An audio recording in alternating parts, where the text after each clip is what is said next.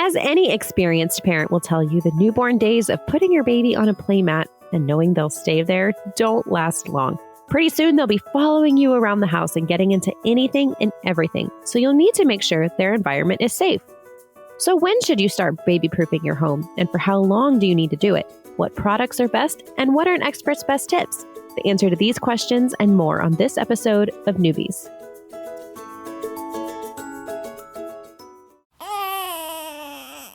He's gorgeous. It's a girl. Surprise! The whole family's here. So when are you having the next one? It's just poop. Ready for another?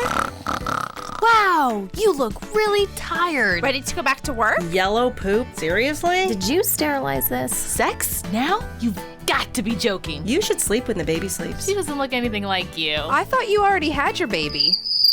I did. Babies don't come with instructions, so there's Newbies, helping new moms and new babies through the first year. Welcome to Newbies. Newbies is your online, on-the-go support group guiding new moms through their baby's first year. I'm Natalie Gross. I am a mom to a 4-year-old boy and a baby girl, and we've got a great show today talking about baby-proofing your home. Now, before we get started, I wanted to say that I would love for all of you listening to come join the fun over at our new membership club called Mighty Moms. That's where we let you all know about upcoming recordings and other new mommy media events. You can also connect with other moms in your same stage of parenting and continue the discussion of topics we cover here on the show. And did I mention the best part? It's totally free to join. So simply go to our website, newmommymedia.com, and click Become a Mighty Mom to sign up. We also have a weekly newsletter that you can sign up for on our website. And of course, your best way to stay updated with our content is to hit that subscribe button in your podcast app of choice. My guests today are Peter Karen, owner of Foresight Childproofing, and Rachel Morgan Cotero. She's an editor and writer who's written on this topic. So thank you both so much for being here. I'll let you introduce yourselves to our listeners. So tell us about you and your families to start with. Peter, do you want to kick us off? Be happy to. Thank you for having me. I have 3 children who are out of the house, and I'm a very good empty nester, but I have boy, girl, boy, and they made for interesting years. I started Foresight Childproofing over 20 years ago, and a couple years after that, I added Lifesaver Pool Fence so we could protect children around pools as well. I've had the opportunity to travel the world working with groups on the topics of child safety. I've helped companies develop some product lines, and currently I'm the president of the International Association for Child Safety, group of childproofers from around the globe. So that's about who I am professionally. Awesome. I cannot wait to hear more. That sounds like such an exciting life. Rachel, what about you? Hi, thank you so much for having me. I am a freelance writer and editor. I've been freelance for about the past 5 years and been in the finance and parenting writing space for about the last decade. I have 2 children, both boys, ages 3 and 5. So I'm very well versed in the sphere of baby proofing. Yeah. Well, when you were first baby proofing your house, how did you go about learning when to do it, how to do it, what items you should use, etc.?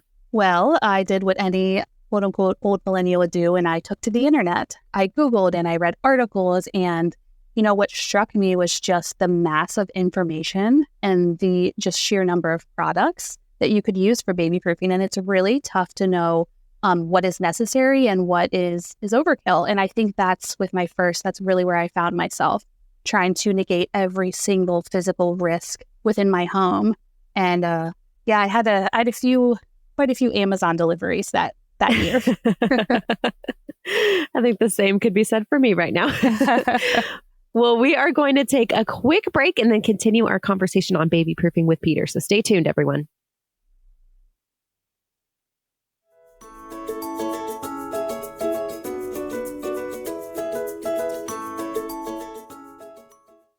Today on Newbies, we're talking about baby proofing, and you've already met our expert, Peter Karen with Foresight Childproofing.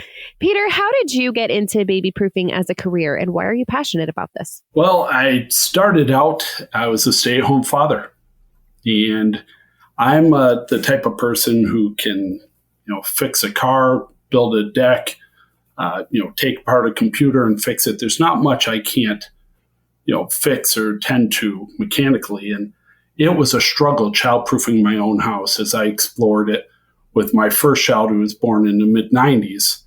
And I realized very quickly, if I'm struggling with this, I could only imagine what most everybody else was doing. And the products were dubious, and the instructions weren't always great. So there was kind of a see a need, fill a need. And that's what led me to start childproofing. Yeah. Well, do you have statistics or information you can share with us about why baby proofing is so important? Well, one of the things I want to get out is it is the safest time to be a child in the history of this country.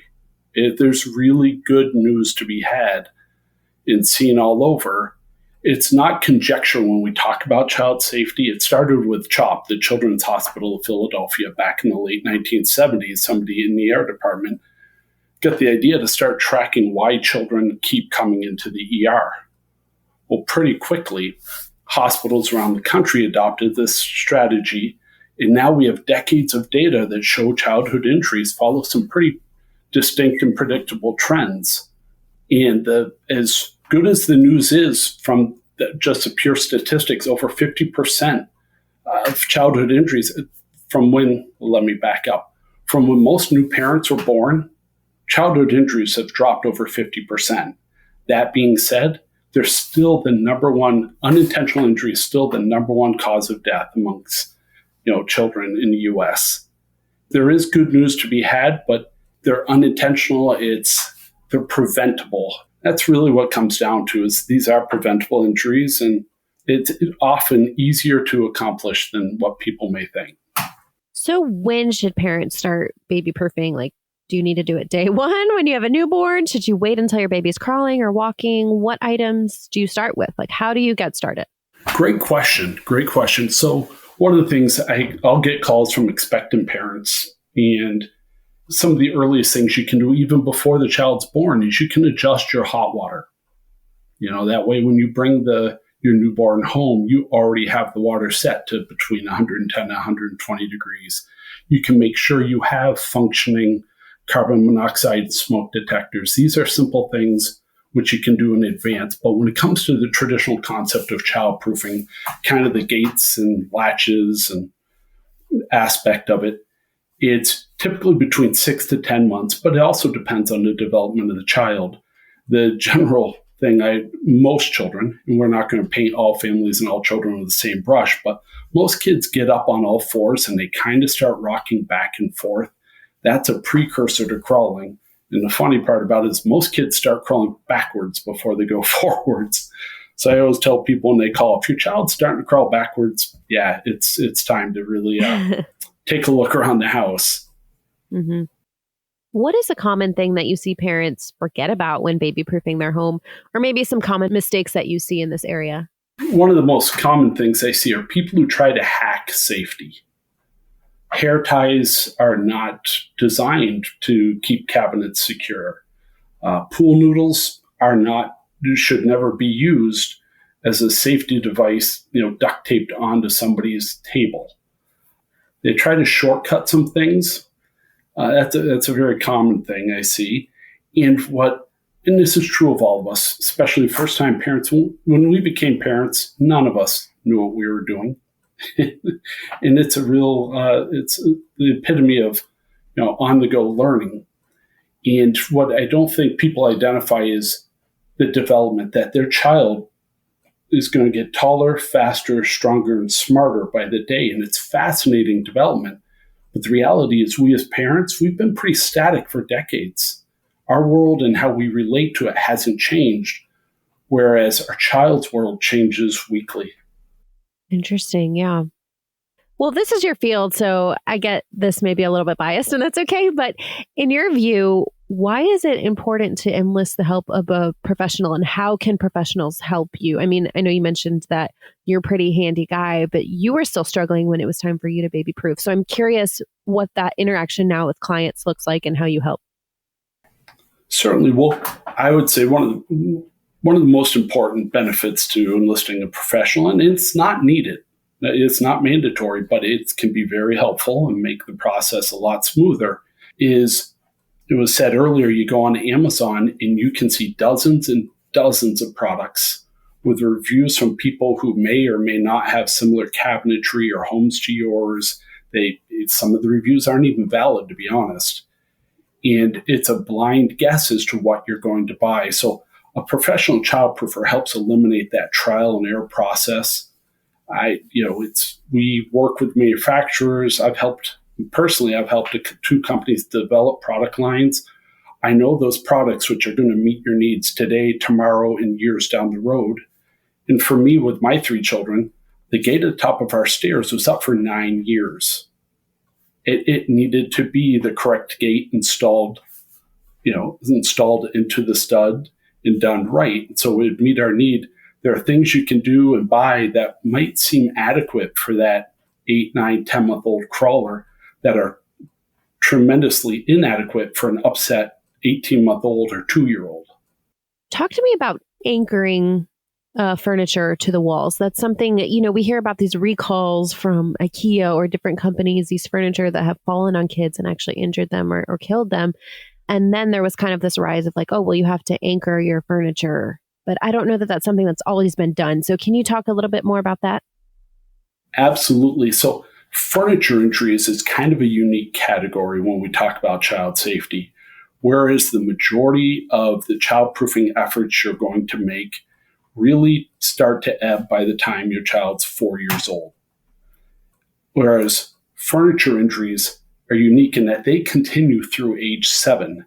And it is right and appropriate for a 4-year-old, 5-year-old, 6-year-old to be playing by themselves. They're no longer in a crib.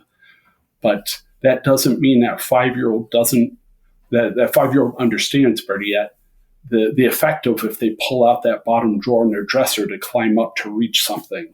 They're a little bit taller and stronger, and they're not in the sight of parents. So furniture securing is a very important aspect. When it comes to securing furniture, the biggest obstacles I see are people are always hesitant to put a screw or to drill into anything. And it can be done in ways that diminish the value or the beauty of a piece of furniture, but nothing's more beautiful than our children, of course.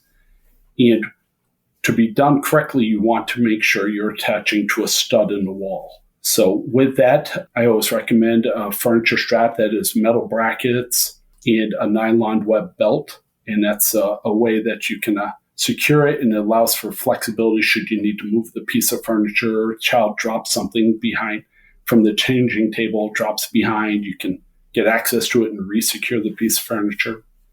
Okay, great. Well, thank you so much for sharing all of this important info. We're going to take another quick break and then bring Rachel back into the discussion.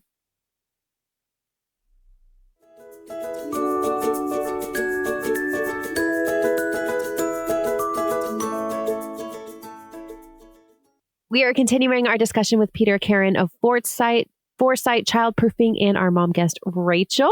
Rachel, you had an article for the Every Mom on how much baby proofing is too much. So tell us about that and what conclusion you came to. Yes. Something that Peter said earlier really stuck with me, that, now is the safest time in history to be a child. And I really think that speaks to our parenting approach. At least for me personally, it was very important that I separate my own anxieties about my child getting injured versus what was actually necessary in terms of baby proofing. There were some things for us that were non-negotiable: anchoring furniture to the walls, keeping cleaning supplies behind a locked cabinet door, but other things that maybe weren't so necessary. And I think that is definitely something that is a product of parenting with the internet and with the online mommy groups and just the plethora of information that's out there. And it's really tough to kind of sort through and figure out what you need to do and what may be overkill. Well, I'll let you start this answer. What are some of your favorite baby proofing items or specific products? And Peter, I'd love to hear from you as well.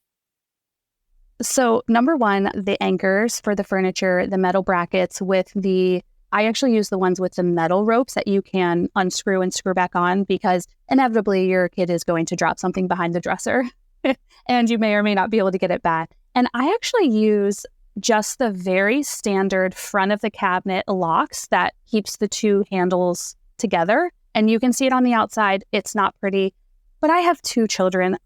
And they're two boys. My house is not always pretty, and I'm okay with that. Neither is mine. And as far as baby proofing, in our house, that is really it. We do not have stairs, so that's something that was taken off our plate, and we do not have a pool. And those are two of the other biggest things that would be non-negotiables for me, is securing the stairway and securing access to the pool. Peter, real quick, I'm going to ask you another question here, and then I totally want to get to your favorite items or products. But with stairs, is it important to do the bottom and the top? I've seen some families just do one or the other, so I'm curious to get your thoughts there. Absolutely. And you want to secure the bottom and the top in incorrect ways, which we can talk about, a mounted gate and the benefits of that as opposed to people's attempt at using pressure gates. But yeah, please do. To put a gate top of the stairs and not the bottom, it's kind of like locking the front door but leaving the back door open. Child's going to, if they find their way up the stairs, now they have to turn around at the top of the stairs and try to find their way back down. It's a distinction without much of a difference. It's kind of a half effort if you only do the top. And every once in a while I hear people say, well, I want to teach them how to climb stairs. Well, you can always open the gate. All my kids learned how to climb stairs, and they're very functional adults without having been diminished in any way. And then with gates, you do absolutely want to use a mounted gate at the top of stairs. Okay. And yeah, talk about a little bit about the difference between the mounted and the pressure gates. So pressure gates go between two surfaces, and there's either a bar that you push down to expand the gate into the space, or there are threaded rods at all four corners of the gate that you unscrew and the pads go out and push against the two surfaces.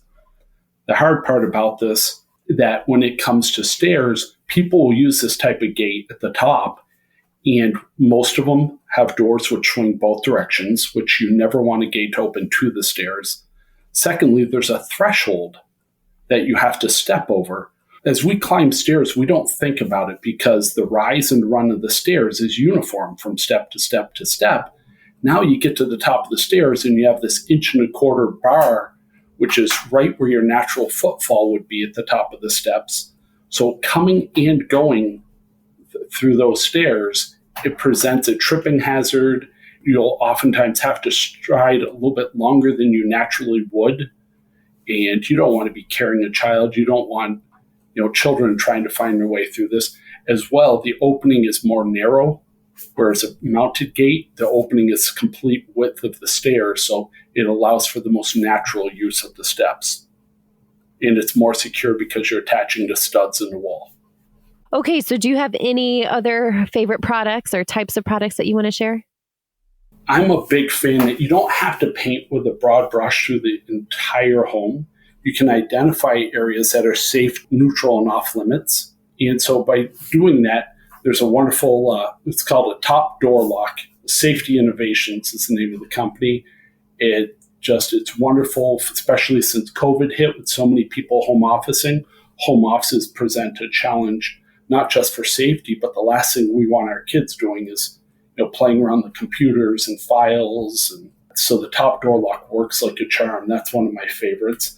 I'm a big advocate of the magnetic cabinet latches, whereas it was mentioned there the exterior latches. I like functional things that I don't have to think about. The easier the steps we take to childproof our home are to live with, the more consistently they're used, and that just benefits everybody. It's less stressful for the parents. Nobody forgets to have to latch something when it automatically shuts. And the magnetic cabinet locks, they completely deny access. So there is no opening it a little bit and getting your hands in. There is no forgetting to, having it hanging off one knob. And you can use it on doors and drawers throughout the kitchen, whether it be a bathroom, you can be selective where you want them. And the one benefit is they can be turned on and off. So there's a couple of wonderful magnetic latch options out there on the market, and they provide great safety and great function. Okay. So at what age is it safe to take down all this stuff, all the baby gates, outlet covers, etc.? And I know, Rachel, you mentioned your kids are 3 and 5, I think, and you still have some stuff up. So I'm just curious how long this all has to live with us, you know? I would say 5 really is the age when you can, and yes, it depends on your kid's personality, but 5 is the age where you can really trust your kids to make quote unquote good decisions. My 5-year-old pretty much knows what he can and can't touch. He knows not to touch the stove and knows not to touch cleaning products. Whereas my 3-year-old will not hesitate to climb on the countertop and turn the water on just for fun. So we'll probably be in the land of baby proofing for another 2 to 3 years. I do think there is a big part of it that is dependent on a child's personality. Some children are natural explorers and risk takers, and some children just aren't. And I think not approaching baby proofing as a broad strokes kind of task, but approaching it based on your individual household and your individual child is really the best way to go. Peter, any thoughts there? Yeah, definitely. My 3 children, my oldest was a sedentary baby, a sedentary toddler. Now he's a sedentary physicist. He never got into anything. Then my daughter came along, and I thought she was a wild card. Oh, my goodness. Well, 13 months after my daughter came our youngest son. And number 3 is why there's no number 4. He was a wonderfully adorable, maniacal little boy. And anything, if it said unbreakable, his mindset was challenge accepted. So can be very situational by family and by personality. And I'm as much an advocate for putting precautions in place and removing them as is appropriate for that child. Really, you start, 5 would certainly do it. A lot of the products will tell you there's certain points in time where the child will age out of the product. But certainly between the 4 to 5 years of age is when things start, falling by the wayside. Your child does have a better grasp, or that toddler doesn't understand. They're still in magical thinking mode. These are kids who, when you cover their eyes, they think you disappeared. So we want to be careful about how much we assume of their understanding and knowledge. Yeah, by 4 into the 5th year, by all means, things really drop by the wayside. Rachel, I know you're a couple years removed from those baby years, but I'm curious if there was any sort of baby proofing product that you traveled with when you would travel as a family. I know we've been traveling a lot this summer, and I bring the outlet covers with me, but I'm curious if you also had any recommendations for something like that. Yes. We travel quite a bit with our boys. We have family out of town, and we like to show them the world. One thing I've run into with hotels is nearly every hotel has a balcony. And with 2 small children and all sleeping in the same room, it can be very nerve-wracking as a mom to just lock the door. My kids know how to unlock those doors in 30 seconds or less. So I actually found a door alarm that you can affix to the slider in the hotel room that beeps pretty loudly if it's opened. Granted, that's never happened, but you really can't put a price on that peace of mind, knowing that your child is safe when you're traveling in an unfamiliar environment and, you're sleep deprived, your kid is sleep deprived. It just makes the whole experience of traveling with young kids a little bit easier. That's a great idea. I have not heard of that. Peter, any suggestions for things that you can take on the road? So with that, obviously, you can pack up some of the small electrical items, and you can be strategic when you are going back to the furniture concern. If you are, for us, we have 3 kids under the age of 4, and it's hard to keep them all in line as such, but you can take a dresser and turn it 180 degrees around. Most people aren't using a dresser in a hotel. So if you turn it around so the drawers are facing the wall, the children don't have the ability to pull the drawers out and change the center of gravity. So that greatly increases the safety there. There are a number of things to secure the door. Nice thing is a lot of hotel locks are a bit higher up, but there are things for personal safety and can be used for child safety to keep the door secure. As well, you can move furniture in such a manner to block access to patio doors. Yeah, those are great ideas. Well, Peter, any last thoughts as we close our discussion today? Yes, we want to be aware as parents that the reality is our adult world's designed around convenience. And as we all know on this call, and parents all around, there's never been a convenient baby or toddler or child. And so we want to find a way that embraces the adult use, function, and quiet enjoyment of the home while partnering that with safety. Candidly, gates are the necessary evil of childproofing. Nobody's ever upset the day the gates go away, but the benefit they serve far exceeds any minor inconvenience. And know that our children are very different people than we are, and how they relate to the world. It changes, as I mentioned earlier. They get taller, faster, stronger, and smarter.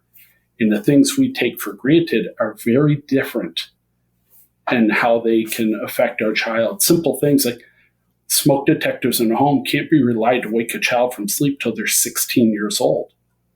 Their auditory processing is different. Our children's skin is thinner, so they burn more easily. That's why we want to adjust our hot water down. And just cognitively, they're working through a lot of development. It's fascinating, but it's worth buckling up and providing safety for them, and at the same time, peace of mind for us as parents. You mentioned you were part of an organization of professionals. Where can people find out more information about finding a professional in their area to help out with this? There's a wonderful website, childproofingexperts.com, has links to certified professional childproofers throughout North America. It also has resources, as we talked about earlier, about how to secure furniture. There's videos. It's a wonderful go-to site for anybody looking for additional information or help when it comes to childproofing their home. Amazing. Well, thank you so much for all of this helpful information. And thank you, Rachel, as well for joining us.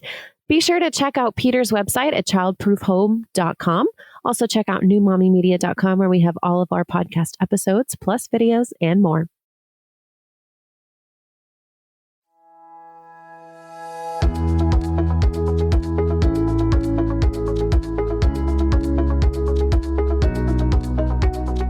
That wraps up our show for today. We appreciate you listening to Newbies. Don't forget to check out our sister shows, Preggy Pals for expecting parents, Parent Savers for moms and dads with toddlers, the Boob Group for moms who give breast milk to their babies, and Twin Talks for parents of multiples. Thanks for listening to Newbies, your go-to source for new moms and new babies.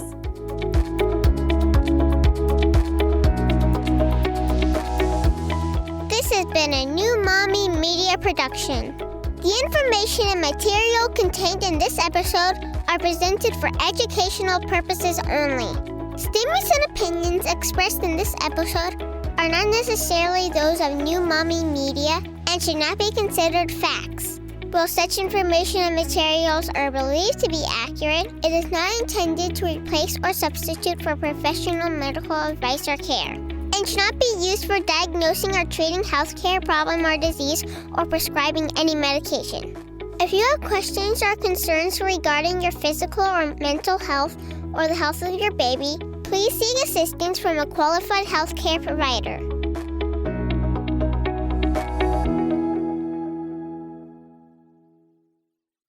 Hey mamas, don't forget to check out Mighty Moms. It's our online community built for new moms just like you. Not only can you connect with other moms, but you can also join us backstage for special mom-only online events. And you'll also be notified when we're recording, so you can join us as a special guest. Visit our website, newmommymedia.com, and click on the Mighty Moms banner. It's free. That's newmommymedia.com. See you there.